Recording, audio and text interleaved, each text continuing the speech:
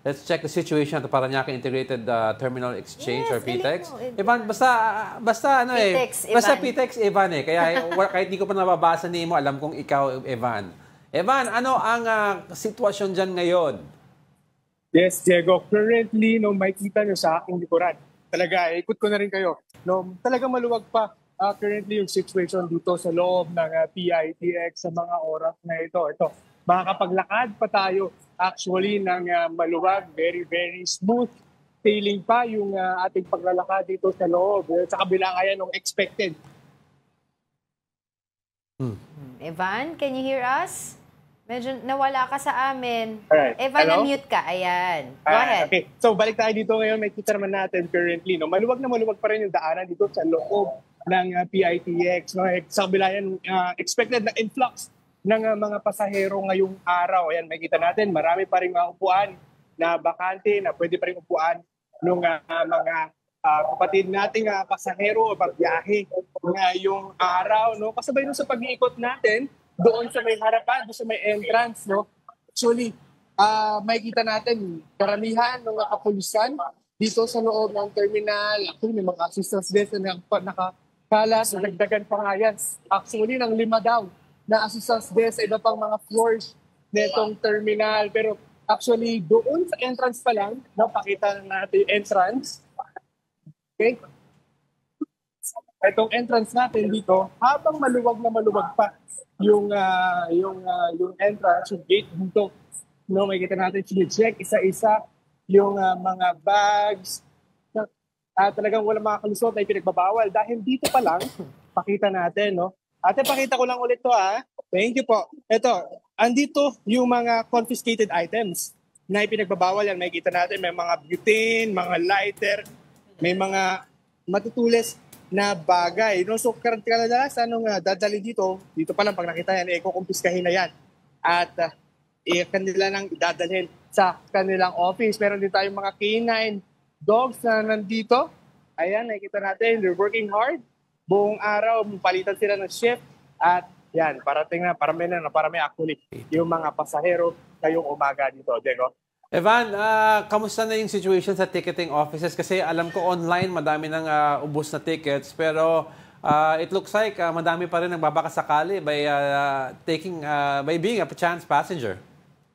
Diego, surprisingly, no, kanina pagpunta natin doon sa mga ticket booth, lalo na doon sa mga booth ng bus companies na nagbebenta ng tickets papunta sa may Bicol region, halos iilan lang yung pasaherong naabutan natin bumibili ng tickets, no? Tinanong natin yung ilan, karamihan daw kasi sa kabila, nakabook na online at bubili na lang, pupunta na lang sa mga ticket booths para palitan ng boarding pass yung kanilang mga online tickets, no? Kaya hindi na sila nagtatagal doon ng ilang minuto. Dahil pagkakuha nila nung pagpapakita nila nung kanilang mga online ticket, bibigyan na sila kaagad ng boarding pass at nakakaalis na sila kaagad doon sa mga ticket booths na iyon, Diego. Oo.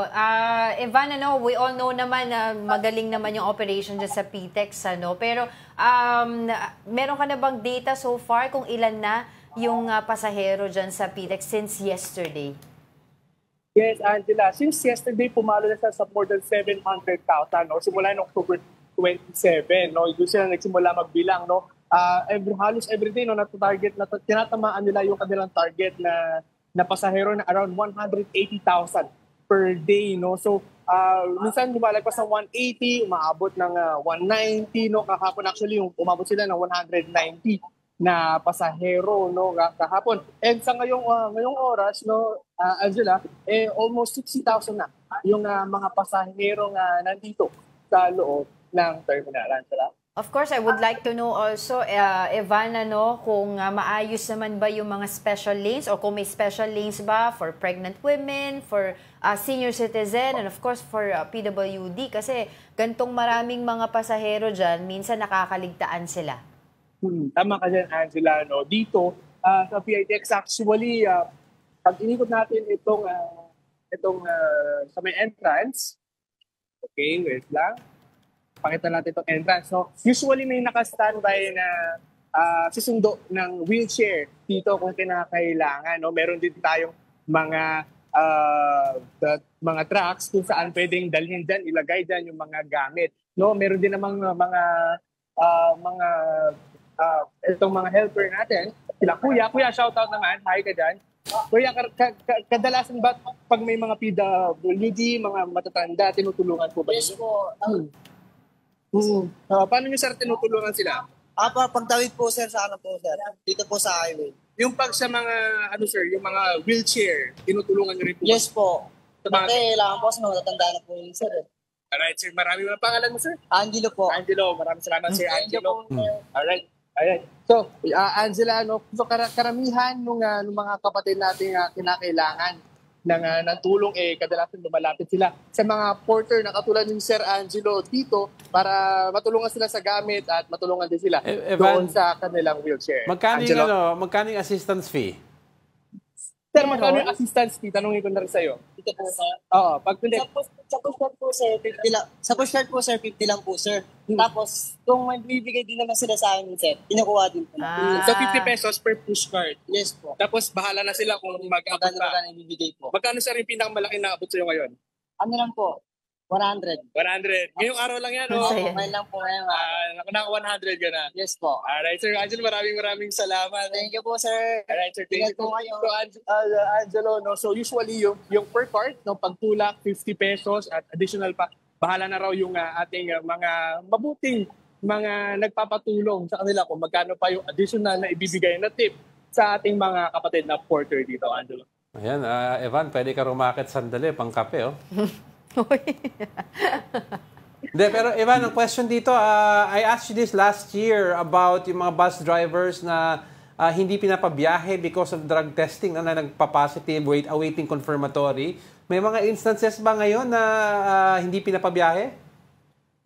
Angelo, actually, hanggang kahapon, actually, may random drug testing na isinagawa dito sa may PITX. No? Magkaibang agency naman ito. Ito naman yung sa LTO. Dahil nung isang araw, ito naman ay sa PIDEA. No? So kahapon sa LTO, yung sa PIDEA, yung sa LTO, so tuloy-tuloy yung kanilang drug testing and so far, wala pang ina-announce or nilalapit sa ating mga data na kung meron namang nag-positive. Pero last time that we checked, no, walang nag-positive na bus driver. That's no, good.